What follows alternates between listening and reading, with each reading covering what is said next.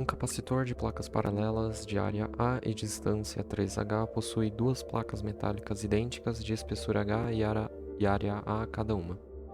Compare a capacitância C deste capacitor com a capacitância C0 e ele teria sem as duas placas metálicas. Bom, como você pode ter visto ali no desenho, eu coloquei essas três espessuras, eu denotei elas por X, Y, Z respectivamente. Esses pequenos vãos, né, que eu vou colocar em vermelho aqui para facilitar o que eu estou dizendo, esses pequenos vãos, eles podem ser chamados de qualquer coisa. E a gente vai precisar das distâncias entre esses vãos em vermelho para poder resolver o problema. E eu denotei cada vão aí na ordem de cima para baixo de X, Y, Z respectivamente. Certo? Tendo isso em vista e tendo em vista a fórmula para você determinar a capacitância de associação de capacitores em série, que é então, a capacitância equivalente de quando você tem uma associação em série, é isso aqui, né? Tá. Até o enésimo capacitor que você está associando em série. Nesse caso, você pode perceber que vão ter 3 capacitores associados em série, né? Você consegue fazer 3 capacitores porque para cada par de placa você vai ter um capacitor. Então, para essas duas placas você tem um capacitor, para essas duas placas você tem outro capacitor e o terceiro capacitor, evidentemente, ali, né? O que vai diferenciar a capacitância desses 3 capacitores é justamente a distância entre as placas que constitui cada um deles.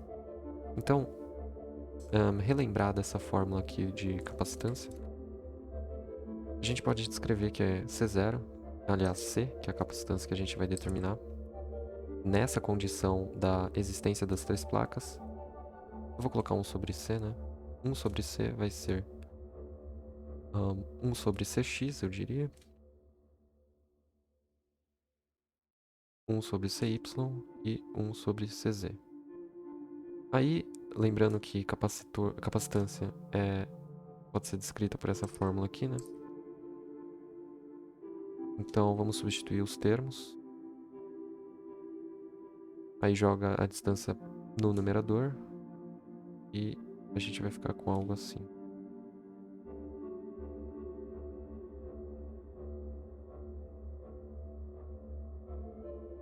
E posteriormente, o que você vê aqui que dá para fazer é colocar o AE em evidência e entre o par de parênteses você vai ficar com essa soma. Mas essa soma, eu vou colocar aqui no desenho, no enunciado mais especificamente. Quanto que é x mais y mais z? Você poderia me dizer? Eu acho que você vai concordar comigo que é h, né? E basicamente você tem duas placas paralelas, duas placas metálicas paralelas de espessura h. Então você já tem 2h aqui por geometria básica. Então a soma das distâncias entre cada par de placas deve ser exatamente h, para dar o 3h, né? Então, aqui em cima vai ficar h e embaixo vai ficar epsilon. Portanto, vou apagar esse aqui, né? Portanto, C é a epsilon sobre h. Agora, se a gente tirar essas duas placas, o que acontece com a capacitância? Aí fica fácil, né? Ela vai diminuir porque você está aumentando a distância entre as placas que a constituem. O capacitor, no caso, que o constitui.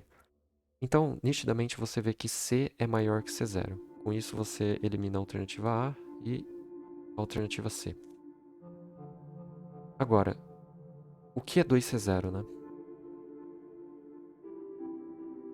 2C0 é 2/3 de A epsilon H, ou seja, 2/3 de C. E isso claramente não é maior que C, né? 2/3 é menor do que 1. Então a alternativa D está errada. E, por fim, o que é 4C0? Bom, 4C0 é 4/3 de A epsilon sobre H, ou seja, 4/3 de C. 4/3 de C com certeza é maior do que C, porque 4 sobre 3 é maior do que 1. Então, a alternativa B está errada, porque ela diz exatamente o contrário do que eu falei. Ela está dizendo para você que 1 é maior do que 4/3, e não é o caso. Mas, claro que você não deveria ter feito dessa forma, você poderia simplesmente já notar que a alternativa correta é a alternativa E. Não era difícil ver, e você vai ver de fato, né? Vou colocar aqui em cima. Ele está dizendo para você que 2/3 de C... 2/3 de C é menor que C, isso é verdade, e 4/3 de C é maior do que C, evidentemente. Esse foi o vídeo e até a próxima.